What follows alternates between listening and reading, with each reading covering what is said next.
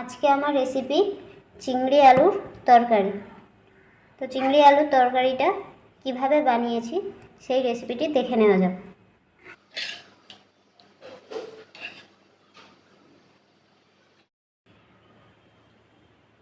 চিংড়ি আলুর ঝোল বানানোর জন্য প্রথমে আমি চিংড়িটাকে ম্যারিনেট করে নেব। লবণ,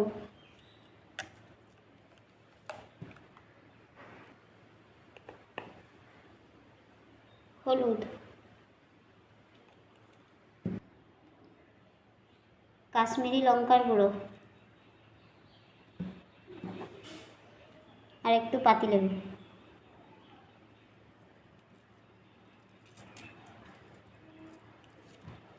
এবার এগুলো একসাথে মাখিয়ে নেব। এখন একটা মশলা বানিয়ে নেওয়ার জন্য এখানে নিয়ে নিচ্ছি সাদা সর্ষে আর কালো সর্ষে। সর্ষেটা আমি আগের থেকে ধুয়ে ভিজিয়ে রেখেছিলাম।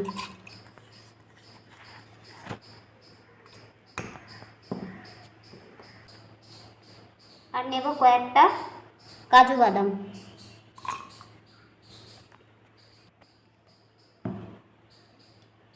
একটু লবণ আর একটু সর্ষের তেল।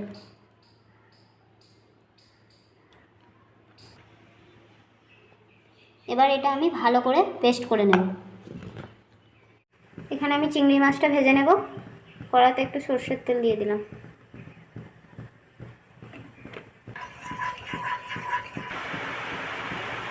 তেলটা গরম হয়ে গেছে, এবার আমি চিংড়িগুলো দিয়ে দেব।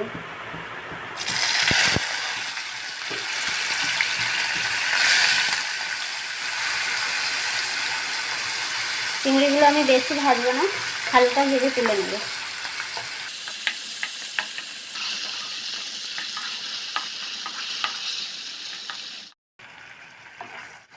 চিংড়িগুলো আমার একটু বাদামি রং হয়ে গেছে, আর বেশি ভাজবো না, এবার নামিয়ে নেব।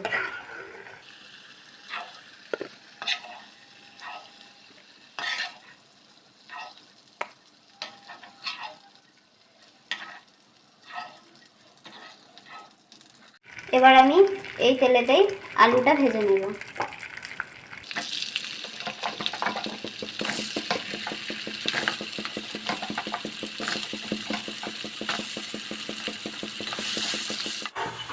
আলুগুলো আমার ভালো করে ভাজা হয়ে গেছে, তার তুলে নেব।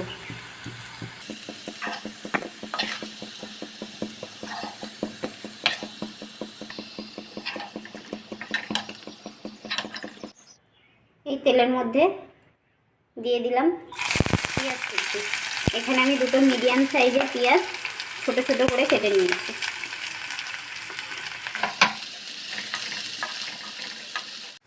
পেঁয়াজটা আমি বাদামি হওয়া পর্যন্ত ভেজে নেব।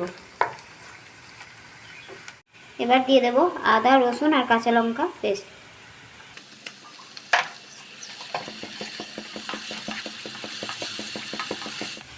ঝালের জন্য দিয়ে দেব কাঁচা লঙ্কা।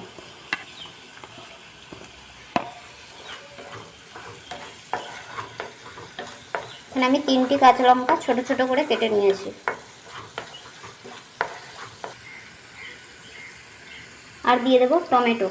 এখানে আমি একটা টমেটো ছোট ছোট করে কেটে নিয়েছি।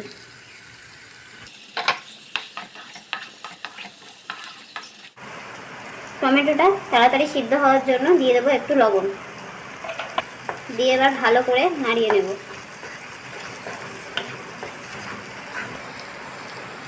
আর দিয়ে দেব হলুদ আর একটু কাশ্মীরি লঙ্কার গুঁড়ো।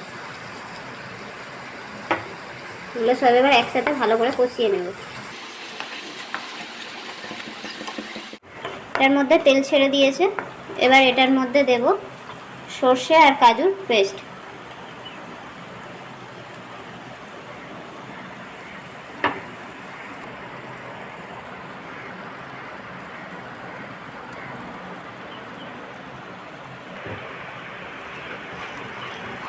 আবার এটা একসাথে ভালো করে কষিয়ে নেব।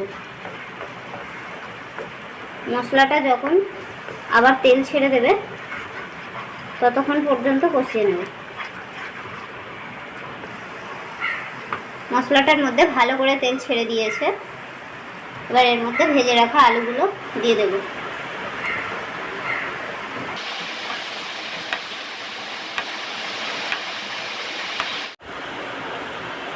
আলুটা আমি ভালো করে মশলার সাথে কষিয়ে নিয়েছি। এবার আলুটা সিদ্ধ হওয়ার জন্য আমি এর মধ্যে একটু জল দেব।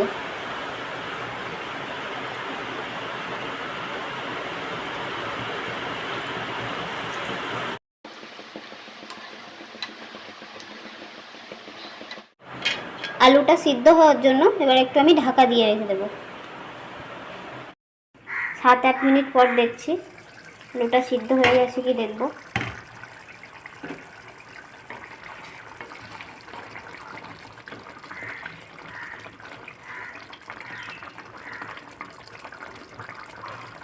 আলুটা সিদ্ধ হয়ে গেছে।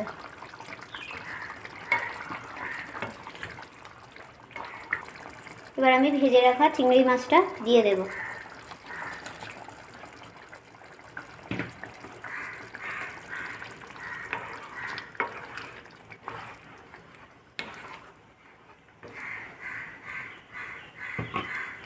দু থেকে 3 মিনিট চিংড়ি মাছটা ফোটাবার পর আমি নামিয়ে নেব।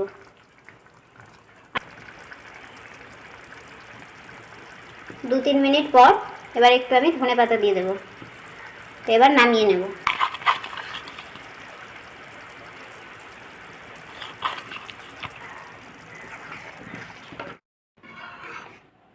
আজকে আমার চিংড়ি আলুর তরকারি রেডি হয়ে গেছে। আমার নতুন নতুন রেসিপি দেখার জন্য এই চ্যানেলটিকে ফলো করে দেবেন।